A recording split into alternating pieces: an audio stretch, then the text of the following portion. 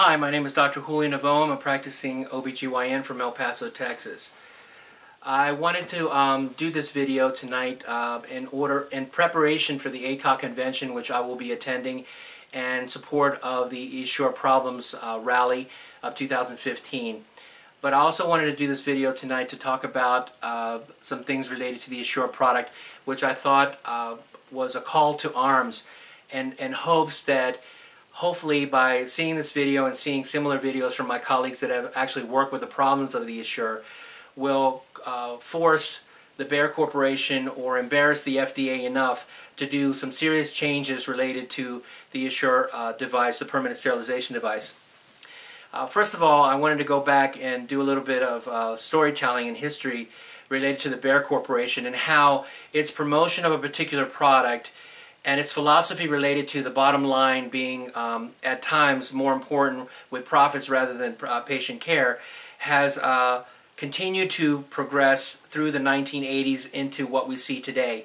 So it is based on a history of this multi-billion-dollar corporation and its behavior and how nothing has really changed and how it's been adopted. Its philosophy has been adopted into how it's using and managing and promoting the Essure product. Specifically, let's go back to the 1980s, where the Bayer Corporation knowingly sold AIDS-tainted blood for hemophiliacs to patients in Asia and Latin America and in parts of Europe, even though they knew and even though they were restricted from selling this particular product, which was factor VIII concentrate, in the United States.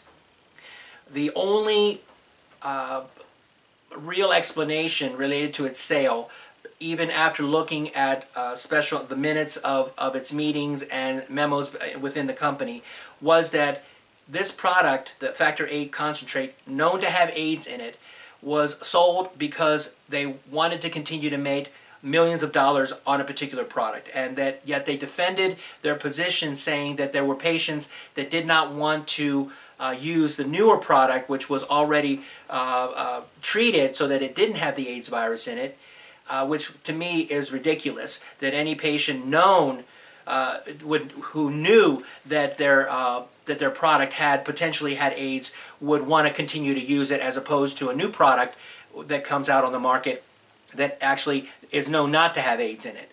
In any event, Bayer did not have to become accountable in the United States for it. The FDA basically swept it under the rug, but yet in Europe, Bayer did have the people associated with allowing it to be marketed in Europe, specifically in France, went to jail over it. So now we see, come 20 years later, that the Bayer Corporation has had to pay out literally hundreds of millions of dollars to those people that eventually got AIDS from their particular product. More than 20,000 patients unfortunately ended up getting AIDS from this tainted product, which Bayer knew that it had the AIDS virus in it, and yet did not really think about that when it was selling it to the people in Europe and Latin America and Asia. So I wanted to say that I've always thought of Bayer with some cynicism and some skepticism related to what is more important with the sale of a particular device, a product, a drug. Is it really patient care, or is it the bottom line, money? Well, I'll allow you to make your own decisions on that, but I wanted you to at least have a foundation of what I was talking about. So now we come into 2015. I've been working with the Essure Problems Forum and other forums for over 16 months. I am passionate about my beliefs related to the Essure product, but I strongly encourage all of my colleagues and those that are watching this video to do your own research on what I'm talking about, to actually go on the Essure.com website, go to the physician's healthcare manuals and download the clinical manual and look at bages 11 and 13 of the clinical data and the pivotal data, which we now know is flawed. We now know that that is flawed. Bayer has been promoting above all else, which is the main reason that I want to talk about this, because of the death of a patient this week, which was talked about in the news. another death is associated with the insertion of the Essure device, and that was my main reason why I wanted to talk about this today. Bayer, since its promotion when it bought the device from Conceptus, has been promoting the Essure device as a non-surgical procedure. We all know as OBGYNs that this is a surgical procedure. There is no doubt that this is a surgical procedure. It requires anesthesia, it requires an operative hysteroscope, it requires informed consent, and in a majority of cases, when done in the hospital setting, it requires some type of informed consent and privileges related to that. Also, we are getting paid as if it is a surgical procedure, so we know that it is a surgical procedure. And yet, the Essure.com website and Bayer and the FDA are promoting this particular procedure as a non-surgical procedure. So how, to answer my question, how does a patient die from the attempted insertion of a device that's non-surgical? That is beyond my comprehension that it could be possibly non-surgical. It is a surgical procedure, and people are dying from it when their doctors are attempting to insert it. So this is a call to arms, and I'm asking all people that have gotten the Essure device and all people that are thinking about getting the Essure device to demand that Bayer and the FDA pull this marketing ploy off the websites and make sure that we all understand in our informed consents that our patients are undergoing a surgical procedure. Second of all, I'd like to talk about the MAUD data, which is the database that is used by the FDA to actually collect the information as to how many complications have been associated with the Essure device, as well as a variety of other devices. It is mandatory for the Bayer Corporation, as any other corporation, to provide information of complications related to the device to the FDA, and this is stored in the MAUD data. We have come to find out in the past year that the Bayer Corporation has known for a number of years that over 16,000 complications and adverse effects were in their databases, and yet this information was not passed on to the FDA, and as of today's date, this information is not available in the MAUD data because there's only 4,500 documented adverse effects in the MAUD data as of today's date, well, some within this past week. However, the documentation of 4,500 cases is double what it was in the past 13 years. Okay, so we all know, now we're finding out that the complications are being documented as they should, but not enough of these cases are being documented. Why? Because most people don't understand what the MAUD data is, or even how to document an adverse event. I didn't know, even as an OBGYN, I didn't know that though it's voluntary, I didn't know how to send in any information related to an adverse effect. And so if I don't know this, how is it possible that my patients would be able to know this? How is it possible that women that don't have access to computer information or their families or anyone that they know of that could possibly document a complication related to the Essure device when they themselves are not fully aware of how to complain about it or talk about it? This is one of the reasons why the Essure Problems Forum was created, as well as other forums. And this is why it's important for us to change the system or make it mandatory for Bayer as well as the FDA to become accountable for the adverse effects. A misrepresentation also exists where Bayer is claiming that 750,000 cases or kits of their device have been sold worldwide, and there have been very few complications related to it. It is disingenuous to promote a device based on how many kits you've sold. We need to know how many Essure devices have been inserted in the patients. This is what we need to know, and we don't know that. Bayer is not producing a number, so it could be 100,000. So if we have 20,000 complications and 100,000 insertions, that's a 20% complication rate. And we know in the clinical data and the pivotal data that's up to 30% complication rate. We also know that this device is not necessarily safe and effective.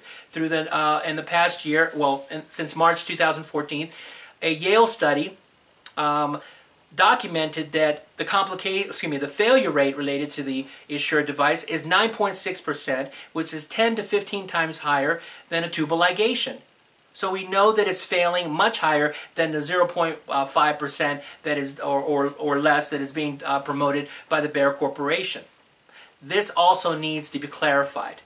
Another clarification is that our patients, as far as informed consent is concerned, should be told that this device is a Class 3 device, which gives them preemption status.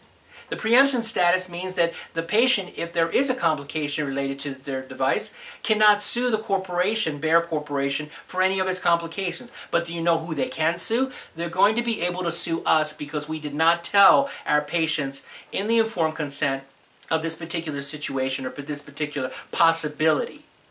Another possibility are all of the potential problems related to the Essure, just like they are with the vaginal meshes, just like they are with the IUDs.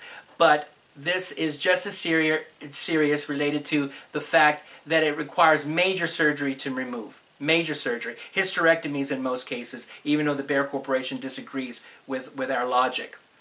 The device is specifically designed to produce a chronic and permanent inflammatory response of the fallopian tubes. And just like any other implant device, it has an expulsion or extrusion rate.